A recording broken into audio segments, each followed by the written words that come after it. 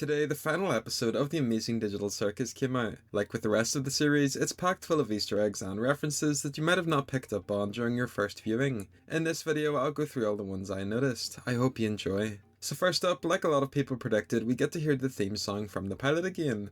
Though this time it's eerie since Caine isn't there to introduce it. Kaufmo is gone from the song since he abstracted, but Pomni is finally included. It glitches just like in the pilot, cutting off the second half of the song. The scene where abstracted Jax and Pomni are in the hallway is an obvious callback to a few past episodes. Pomni uses the things she's learned. It's similar to Kaufmo's rampage in the pilot. Pomni uses her shooting skills that she learned from Jax in 6, and she turns the lights off to calm down Jax, like Kinger taught her in 3. Pomni enters Jax's mind and we see a few doors. Each one correlates to a different cast member, and it's what Jax would do in his head in the event of each character abstracting. It also gives us insight on how he thinks the other characters view him. Pomni's door is completely locked up, so we never see inside. For Ragatha's door, he chokes Pomni, which is a reference to 2 choking scenes from Evangelion, which Goose said influenced parts of the show. He also finally does the pose from his concept art sheets. For Zubol's door, Gangle wears the manager mask from 4, while Jax wears the maid dress from 5. He invites Gangle to his room, so this perhaps hints that deep down, Jax thinks that Gangle has feelings for him.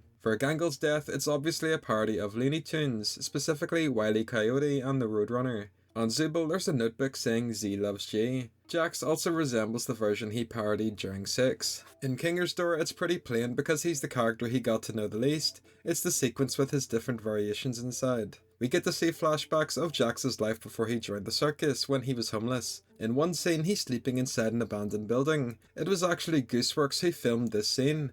She posted a video about it back in April over on Twitter, which was really cool. We see Jax's first moments in the circus, along with the fact that when he joined, it was just Kaufmo, Ribbit, Ragatha and Kinger. He looks in the same mirror Pomni looked at in the pilot and 8. We see the menu of all of the items the cafe sells, but we don't find out if someone makes the items or if they magically spawn in. Ribbit is funnier than Kaufmo. Kaufmo is also voiced by Aaron Hansen, who voices Gobbles in Gameoverse. Myself and a lot of fans predicted that he'd voice Kaufmo based on the merch video from ages ago, so congrats if you guessed it right as well. We see Kaufmo, Ribbit and Jax in the Stargazing adventure, so maybe it was one of them that actually put it in the suggestion box. Or it was Kinger, which is what me and most people thought before episode 9 came out. Ribbit does the smirk from her original concept art. Ribbit and Jax run at the area with the doors, like Pomni and Jax did in 6. We see the inside of Ribbit's room. It's frog themed, so it resembles a forest and has mushrooms. It's probably the coolest room out of all of the cast. We also see on the bookshelf there's the blue bowling ball, which reappears throughout the show, especially the pilot.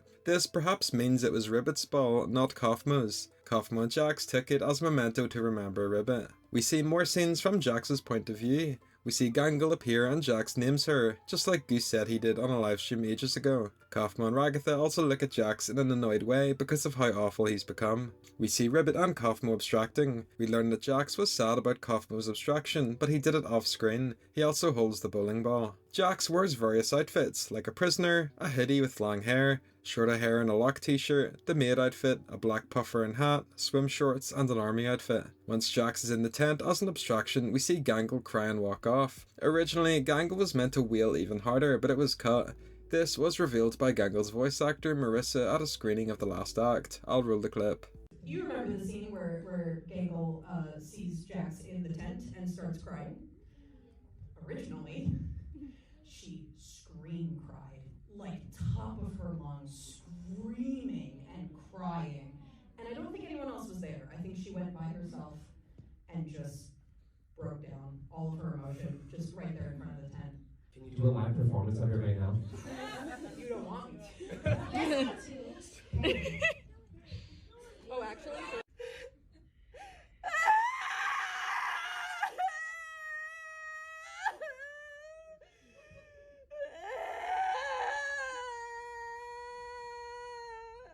It was kind of like that. We finally see inside of Gangle's room. We also see a few of her drawings from past episodes. Caine returns obviously, and we see a sequence which is basically a mix of a flashback and what happened when he returned. We see him first opening the mind files and learn that Scratch's real name was Mike Dobby. He was the first mind file Caine used, which is why he was the first human to appear in the circus. It also explains why the hot dog from the Spudsies website in 4 was called the Dobby dog.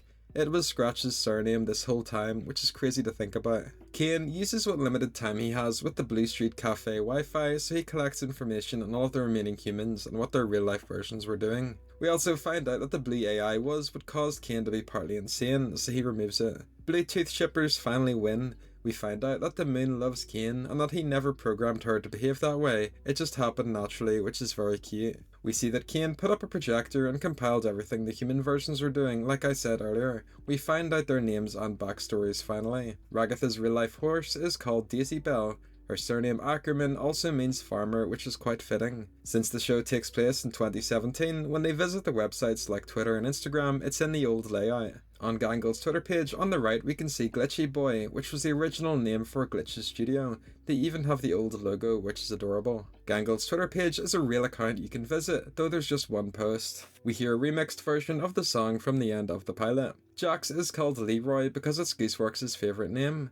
We also see that he frequents the same triangle bar that Zubul owns. In one of the paragraphs, it says that he enjoys playing racing games, so this explains why Jax was seen so often in cars throughout the series. We see a mural of all of the abstracted humans, including Jax. There's 4 missing humans though, being the clown, Cyclops, Oyster, and Green character. It's genuinely a mystery as to why these 4 are missing. I'll mention it in a future video. We see the cast playing a board game, which is a reference to the Happy Place music video. I've covered it before, but basically the Examination team who made that ended up working on the Digital Circus.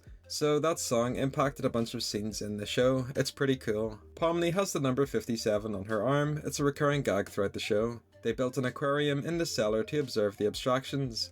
Kinger is seen reading a book to Queenie. Zubul finally builds her own triangle bar, like in real life. We see the characters having dinner together like in the pilot. It again plays a remix of the song from the pilot too. In the pilot, they all had identical plates of the same food, while this time they have their favourite meals instead. So Ragatha has what looks like egg rolls, Caine has chicken, Gangle has a burger and fries, Zubul has sushi, Kinger has mashed potato, and Pomni has fish. When the song finished, Pomni turns around and waves back at the camera. This could be a reference to Jax, who would constantly break the fourth wall, but it's also a reference to Super Mario 64 when Mario did the same thing. The end credits are unique, it's filled with references as well. We see all the alterations the cast made to the grounds around the circus. The cast go to the beach again, Kinger and Caine go fishing, and we see the yellow fishy again. They do cooking together, Caine makes a cookie that resembles Bubble. They visit a cave, they play in a band together, Pomni tries to play the piano like Jax. They celebrate Christmas together.